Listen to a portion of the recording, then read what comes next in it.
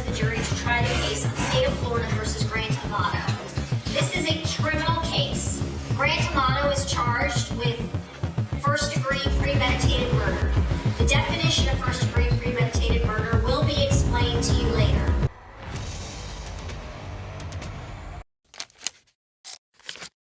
On the evening of January 24th, 2019, Margaret Amato sat at her desk, glowing in the light of her computer screen, completely unaware that her own son was standing behind her with a gun. She never heard it coming. The Amato family was, by every measure, the kind of family people admire from the outside. Chad Robert Amato, 59, had spent decades building something real. He woke up early. He wore his pharmacist's coat with quiet pride. He believed in discipline, in showing up, in earning what you have. Colleagues at CVS Health knew him as methodical and dependable, the kind of man who didn't complain, didn't cut corners, and didn't ask for recognition. He just worked. He had built a home in Chulota, a small, leafy suburb northeast of Orlando, and he had filled that home with structure, stability, and expectation. He wasn't cold, but he was serious, the kind of father who said, "I love you" through sacrifice, not sentiment. Margaret Ann Amato, 61, was different in the best way. Where Chad was firm, Margaret was warm. Where he set the rules, she softened the edges. She worked as a senior operations manager at Nuance Transcription Services. Organized, capable, professionally respected. But her real love, the thing that lit her up, was horses. She volunteered at the Miracle Lane stables, caring for animals in rehabilitation. People who knew her said she had a gift for nurturing broken things back to health, whether it was a horse, a family conflict, or one of her boys having a bad week. She had a son, Jason, from a previous relationship, and Chad had adopted him without hesitation. That said everything about both of them. Together, Chad and Margaret were not wealthy in the showy sense. They were comfortable, careful, and proud of what they had built. Their home on Sultan Circle was modest, but loved. They had raised 4 boys in that house. They had rules, but they also had warmth. Neighbors remembered them as private but polite. The family that kept their yard clean and waved from the driveway. And then there was Cody. Cody Amato, 31, was the son every parent quietly hopes for. He had taken everything his parents taught him, the discipline, the work ethic, the value of showing up. And he had turned it into a career that mattered. He was a nurse anesthetist at Orlando Regional Medical Center, responsible for keeping patients stable and unconscious during surgery. It was a high-stakes job, and Cody was built for it. Precise, calm, focused. But Cody wasn't just serious. His co-workers remembered him laughing between shifts. He had a girlfriend, Sloan Young, whom he adored. He still called his mom on random Tuesday afternoons just to check in. He and his younger brother Grant had grown up side by side. Same high school, same weightlifting team, same university, same nursing program. They had been, for most of their lives, inseparable. The Amato family had one wound they couldn't talk about openly: Grant. By the time January 2019 arrived, Grant had lost his nursing job under suspicion of stealing medication from patients. He had racked up a grand larceny charge. He had been draining the family's finances in ways they were only beginning to understand. Chad and Margaret had tried everything: patience, tough love, a rehabilitation facility that cost them $15,000. They had taken him back in. They had given him conditions, boundaries, one final chance. They trusted that family could fix what had gone wrong. On the morning of January 24th, 2019, Cody drove to work as usual. He texted Sloan. He drank his coffee. He had a full shift ahead of him. Margaret settled in at her desk sometime after lunch. Chad was still at work. The house on Sultan Circle was quiet. None of them had any reason to believe that by nightfall all three of them would be gone, and that the person who took them would be someone who had sat at their dinner table 10,000 times. Grant Amato looked like someone you would trust. That was the thing nobody could shake afterward. How completely normal he seemed. Tall, physically fit, a trained medical professional. He had gone to the same high school as his brother, lifted weights in the same gym, sat in the same university lecture halls, worn the same nursing scrubs. From the outside, Grant was just Cody's younger brother. A little behind, maybe, but catching up. He wasn't catching up. Grant Tiernan Amato was born on May 20th, 1989, in Orlando, Florida. The youngest child in a household that valued achievement above almost everything else. By his own account, childhood wasn't traumatic in any dramatic, documentable way. There was no abuse on record, no documented neglect. Chad and Margaret were strict but present. The family was intact. By the metrics that courts and psychologists use to flag early warning signs, Grant's upbringing looked unremarkable. But something didn't translate. Where Cody absorbed the family's work ethic and carried it forward, Grant seemed to buckle under its weight. He was bright enough. He got into the University of Central Florida, enrolled in the nursing program alongside Cody, made it further than most people do. But when the program pushed toward the nurse anesthetist specialization, Grant dropped out. Cody crossed the finish line. Grant watched from the sidelines and found work as a staff nurse at Advent Health Orlando. A real job, a respectable one, but in his mind, second place. That gap between who he was and who he believed he should be never closed. It quietly festered. In June 2018, Grant was suspended from Advent Health under suspicion of stealing prescription medications and improperly administering drugs to patients. There were also reported concerns about suicidal ideation. He was let go. In one move, he lost his income, his professional identity, and the last credential that made him feel credible. He also faced a grand larceny charge that year, though the family helped absorb the fallout. He came home to Sultan Circle with nothing to show and nowhere else to go. What happened next followed a pattern that addiction researchers would recognize immediately. Stripped of purpose and humiliated, Grant retreated into the internet. He began gaming obsessively, then pornography. Then, through a website called My Free Cams, he found her, a Bulgarian model who performed under the name Sylvie, whose real name was Sylvia Venceslavova. He was not prepared for what that did to him.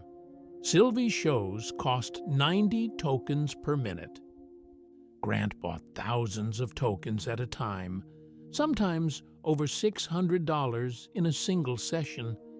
He would spend up to 4 hours a night watching her, talking to her, convincing himself she saw him the way he needed to be seen. He constructed an entire false identity for her consumption. A wealthy, successful gamer on the rise, he sent her lingerie, he sent her sex toys, he sent her money in amounts that most people don't spend on rent. To fund this, he stole. He took credit cards from his parents. He took out a loan against the family home. He drained approximately $150,000 from Chad and stole roughly $60,000 more, including firearms, from Cody. The total exceeded $200,000, funneled across several months into a woman who, by every documented account, was providing a paid service and nothing more. Grant believed it was love. When the family discovered the theft, they did not call the police. They protected him again. They sent him to a residential rehabilitation facility specializing in internet and pornography addiction, paying $15,000 for the program. Grant left early. He came home, agreed to their conditions: no contact with Sylvie, find work, attend therapy, surrender his weapons, and lasted days before secretly borrowing his mother's phone to message her again. Chad found out. He told Grant to pack his things and leave. That ultimatum, spoken by a father to a son in the kitchen of a family home, became the pivot point around which 3 lives would end. In the days before January 24th, 2019, Grant had a stolen pistol, a shattered self-image, a woman he was about to lose access to, and a family he had already decided were the obstacle standing between him and everything he wanted. He had a plan, and the house on Sultan Circle was about to go silent. January 24th, 2019 began like every other Thursday on Sultan Circle. Chad left for work in the morning. Margaret settled into her day. The house was quiet in that ordinary, unremarkable way that you never appreciate until it's gone forever. At some point that afternoon, Margaret sat down at the desk in the home office and opened her laptop. She may have been answering emails. She may have been looking something up. Whatever it was the last thing she ever did. Investigators would later determine that her computer recorded its final activity at 4:44 p.m. Sometime shortly after that timestamp, Grant walked up behind her. He was carrying an IWI Jericho 941 pistol, a 9mm handgun he had stolen from a friend months earlier, along with 6 rounds of ammunition carefully saved for a moment exactly like this one. Margaret never turned around. She never had the chance to look at her son's face, to say his name, to ask him what he was doing. Grant shot his mother in the back of the head. She died at her desk, in her own home, in the room where the family kept their ordinary life running. Then Grant waited. He waited approximately 30 minutes, calm enough, controlled enough, to simply stand in that house with his mother's body and wait for his father to come home from work. When Chad walked through the front door and into the kitchen, carrying whatever he'd brought home from another ordinary Thursday, Grant shot him twice. Chad fell to the kitchen floor on his back and did not get up. 2 down, 1 more to go. What Grant did next revealed a coldness that prosecutors would later call premeditated in the most calculated sense. He picked up his father's phone and sent a text message to Cody, summoning his brother home. Cody, who had just finished a nursing shift at Orlando Regional Medical Center, had no reason to suspect anything. It was a message from his dad's number. He came home. Cody Amato arrived at the house on Sultan Circle at approximately 9:14 p.m. Grant was waiting in the storage room. When Cody walked in, Grant shot him once in the head. Cody collapsed to the floor in a fetal position and died in the same house where he and Grant had grown up together, had lifted weights together, had talked about the future together. Then Grant went to work, staging the scene. He placed the gun near Cody's body. He positioned things to suggest that Cody had killed their parents before turning the weapon on himself. A murder-suicide, tidy and contained. He deleted calls from Chad's phone. He attempted to wipe Cody's iPhone. He moved through the house that held 3 bodies and tried to make it tell a different story. Then he left. He drove his 1996 Honda Accord through the Florida night, away from Sultan Circle, away from the bodies of his mother and father and brother. Within hours of the murders, He connected to public Wi-Fi at a nearby public supermarket and attempted to re-establish contact with Sylvie. His family's bodies were not yet cold. The next morning, Cody failed to show up for his shift at the hospital. His co-workers, who knew him as someone who never missed work and never went silent, grew concerned immediately. They called the Seminole County Sheriff's Office and requested a wellness check. Deputies arrived at the Sultan Circle home at 9:17 a.m. on January 25th. Every entrance was locked. No one answered. When they finally got inside, they found Chad on his back on the kitchen floor. They found Cody curled on the storage room floor. They found Margaret slumped over the desk in the home office. All three had been shot in the head. All three were gone. The community of Chulwota, a neighborhood where people knew each other's names, where kids rode bikes and families grilled on weekends, absorbed the news like a physical blow. 3 members of the same family executed inside their own home. The initial staging almost worked. But something was wrong with the scene, and the investigators who walked through it knew it within hours. There were shell casings that didn't match the guns found near the bodies. There was a missing weapon. There was a missing car. And there was a missing son. Grant Amato was nowhere to be found. The manhunt began.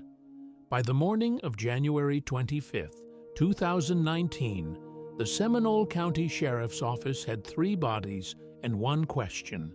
Where was Grant Amato? His phone was off. His car was gone. He had not contacted anyone in the family. To investigators walking through that house on Sultan Circle, the staged scene was already unraveling. The shell casings near Chad and Cody's bodies did not match any of the 3 guns found inside the home. There were no signs of forced entry, meaning whoever did this had a key, had access, had belonged there. And the one person who lived in that house who wasn't dead was missing. Sheriff Dennis Lemma issued a public alert.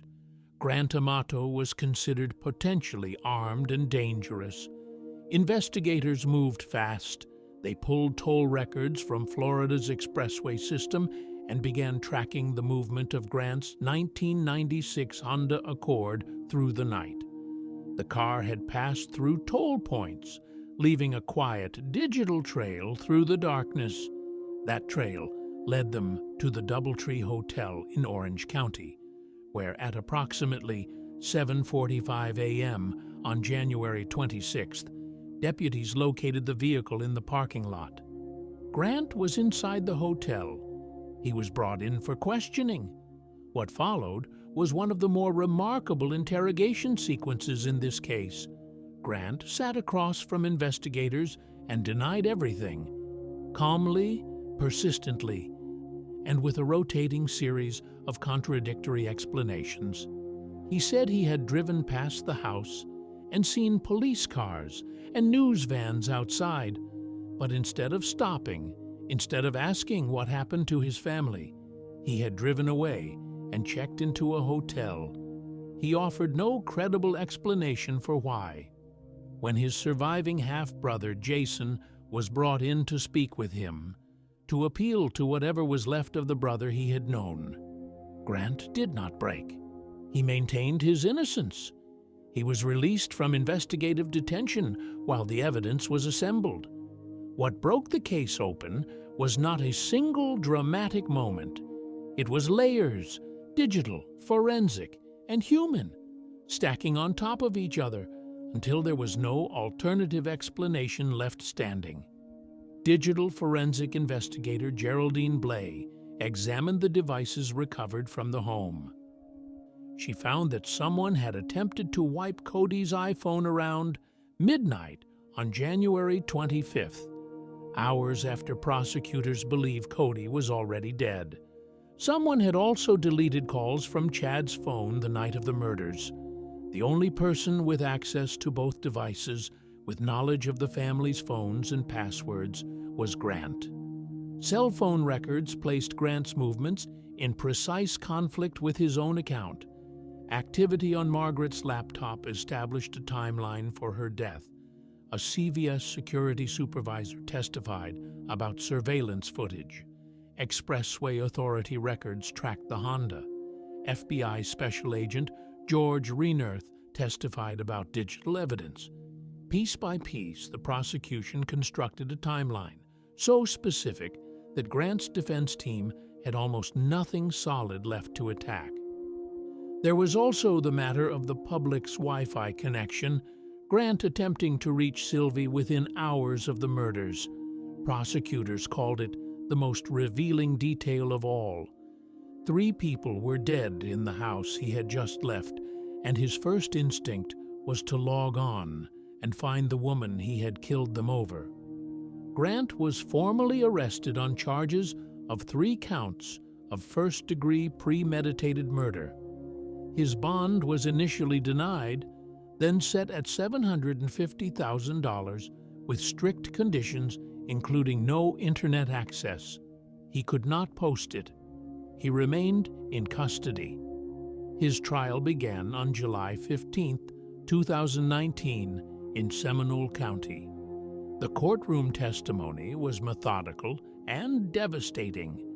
Cody's girlfriend, Sloan Young, testified that Cody had spoken to family members at the times prosecutors said they were already dead, confirming the prosecution's timeline.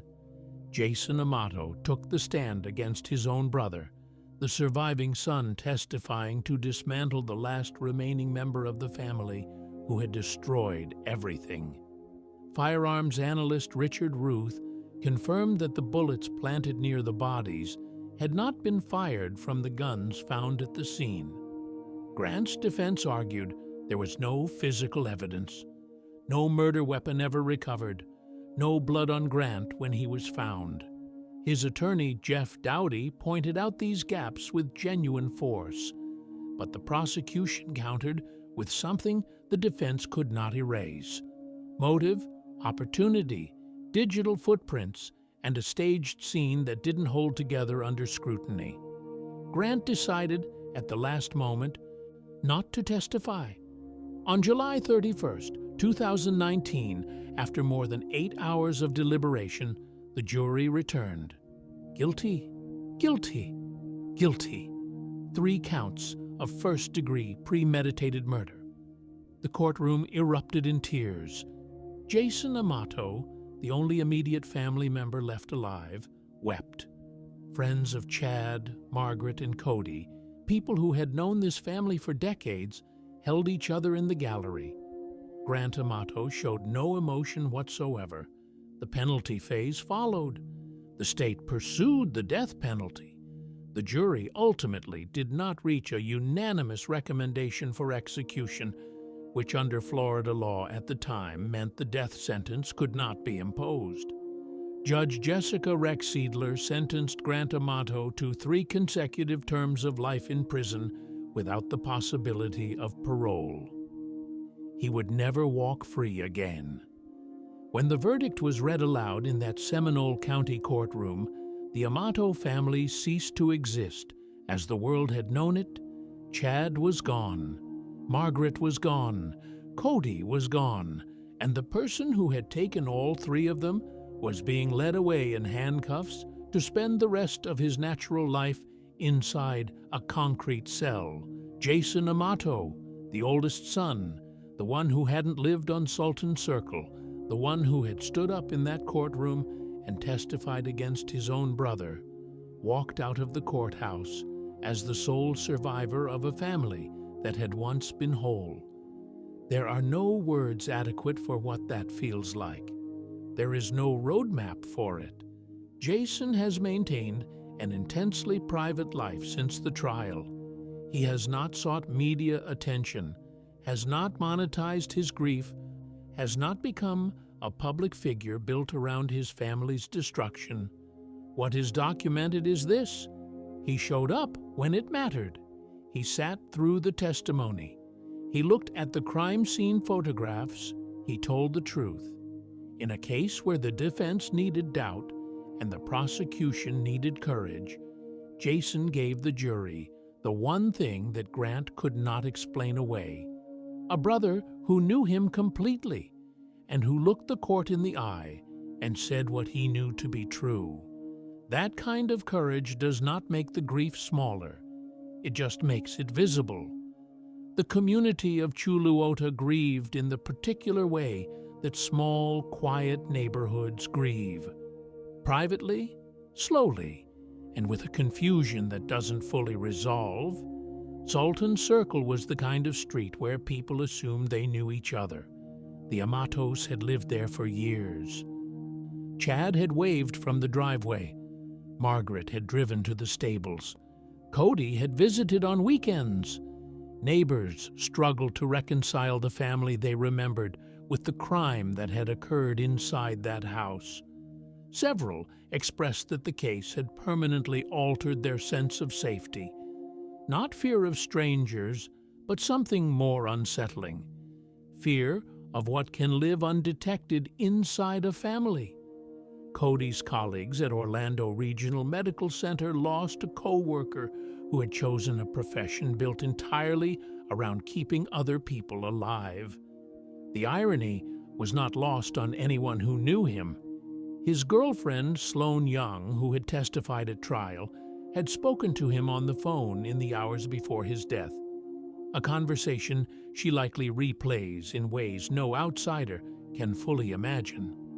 Margaret's horses at the Miracle Lane stables lost the woman who showed up for them when no one else did.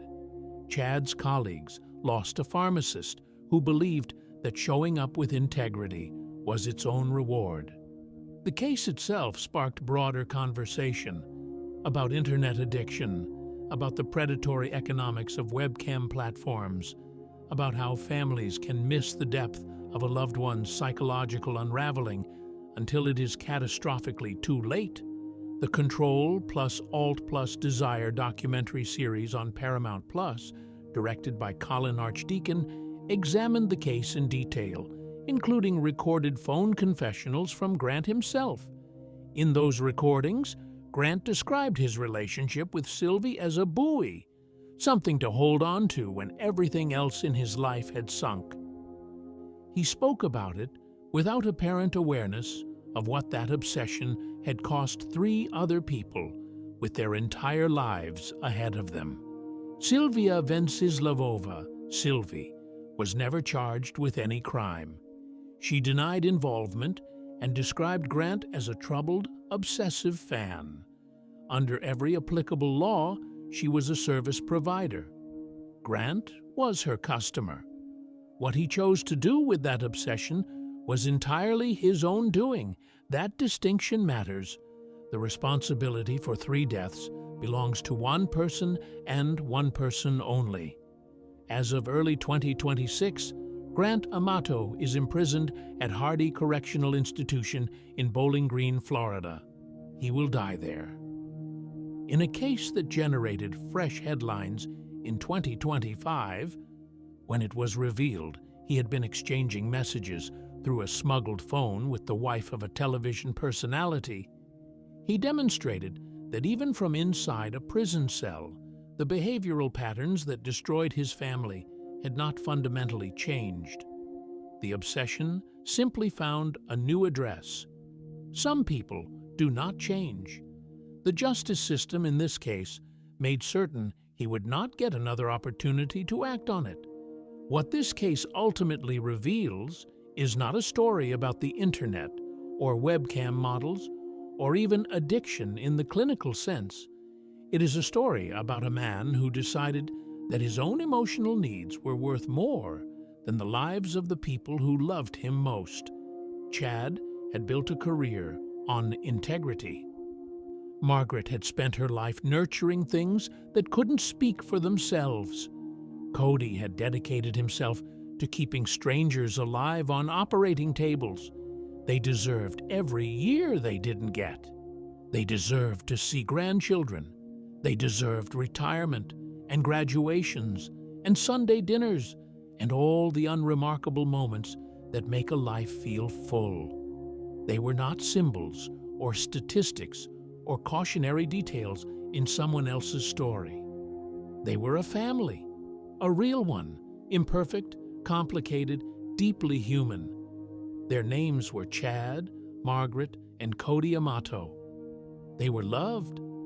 They were taken without warning, without mercy, and without justification, and they deserved so much more time.